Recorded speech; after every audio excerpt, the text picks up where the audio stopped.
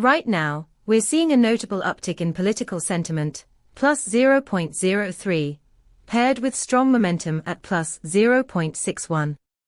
This is surprising, considering the historical baseline of sentiment has generally hovered around neutral. This spike suggests a shift in public opinion that could significantly influence upcoming elections or policy discussions.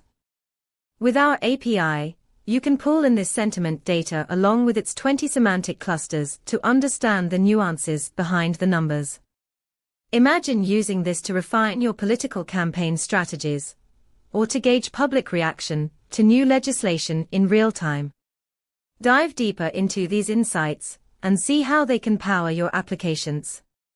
Check out our documentation at pulsebit.logenterprise.com/docs.